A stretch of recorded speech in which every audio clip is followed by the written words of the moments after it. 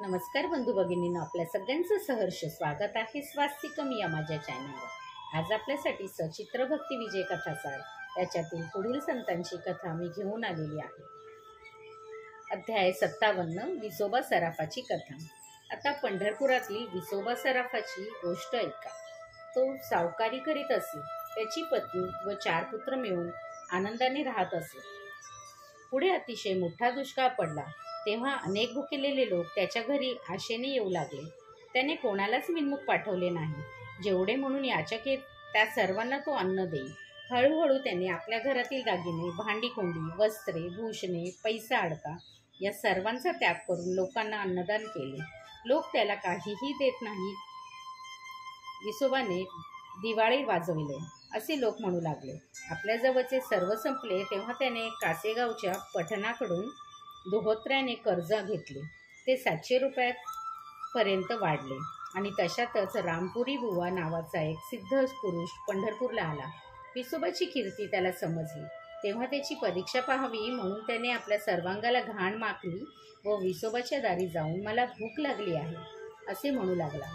विसोबा बाहेर आला। त्याने काही सिद्ध पुरुष आहेत असं ओळखलं, तरीही त्याने त्याचे उत्कृष्ट आतिथ्य केले। प्रथम त्याला स्नान घालून उत्तम कपडे दिले आणि उत्तम भोजनही दिले। तेव्हा त्या सिद्धाला वाटले, विसोबाच्या अंगी आत्मज्ञान ठसले आहे। तो संतुष्ट मनाने आपल्या आश्रमाला परत गेला। इकडे लोकांनी त्या पठाणाला चिथवून विसोबाकडे जाऊन ताबडतोब पैशांची मागणी करण्यास सांगितलं। पठाण आला व आता पैसे घेतल्याशिवाय जाणार नाही असे म्हणू लागला। तेव्हा विसोबा विचार करू लागला आणि म्हणाला, मी 7 दिवसांच्या आत तुमचे पैसे देतो। पठाणाने इतरांना विचारले, या सराफावर मी विश्वास ठेवू का नको? काही लोक म्हणाले, विसोबा कधीही खोटं बोलत नाही। तेव्हा पठाण परत गेला। 6 दिवस गेले। विसोबा चिंताक्रांत झाला। देवपूजेला बसला तरी देवाच्या ऐवजी त्याला पठाणच दिसू लागला। त्याचे हे संकट पाहून पांडुरंगाने विसोबाच्या गुमास्त्याचे रूप धारण केले आणि पठाणाकडे जाऊन 4 लोकांची साक्ष घेऊन त्या पठाणाचे 700 रुपये मुद्दल आणि व्याज मिळून सर्व रक्कम परतफेड केली। पठाणाजवळ असलेल्या रोखा काढून आपल्याजवळ घेतल्या।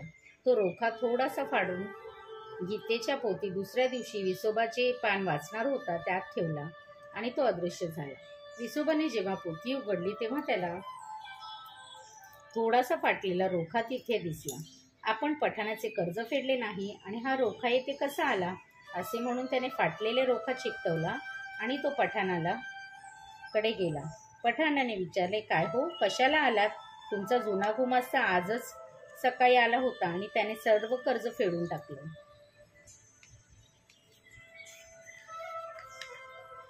विसोबाने त्याला फाटका रोखा दाखविला आणि म्हटले, आश्चर्य आहे, माझ्याजवळ पैसा नाही आणि रोखा मात्र मजकडे आला।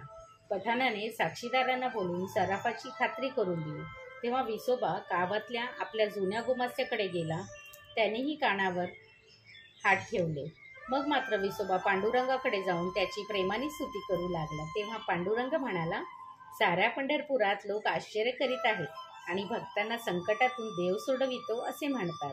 विसोबा म्हणाला, देवा, मागील 3 युगांपेक्षा कलियुगात बौद्ध अवतार असून सुद्धा तू लोकांना जी प्रचिती दाखवतोस त्यामुळे भक्तांचा महिमा वाढला आहे। पांडुरंग म्हणाला, जो माझ्या अनन्यपणे मनात विकल्प न ठेवता प्रसन्न मनाने भक्ती करतो त्यावरच मी कृपा करतो आणि माझी अशी इच्छा असते की भक्तांची संकटात पडावे त्यांनी तळमळीने माझ्या धावा करावा आणि मग मी त्यांना संकटातून सोडून भक्तांची महिमा वाढवावा। ज्याप्रमाणे भूक लागलेल्या मनुष्याला अन्नदान केल्याशिवाय दोघांनाही समाधान होत नाही त्याप्रमाणे हे आहे। महीपती म्हणतो, रुक्मिणीकांता, मला जशी आज्ञा केली तेवढीच अक्षरे मी या ग्रंथात लिहिली आहे। वाजंत्री वाजविणारा वारा फुंकतो आणि वाजंत्री वाजतात किंवा कळसूत्री बाहुली खेळ करणाऱ्यांच्या बोटाप्रमाणे नाचते, त्याप्रमाणे मी हे सर्व काही लिहिलं आहे आणि पांडुरंगाच्या चरणी अर्पण केलं आहे। श्री भक्त विजय कथासार ग्रंथ संपूर्ण। श्री विठ्ठल रखमाई पर्णमस्तु। शुभम भवतु, शुभम भवतु, शुभम भवतु।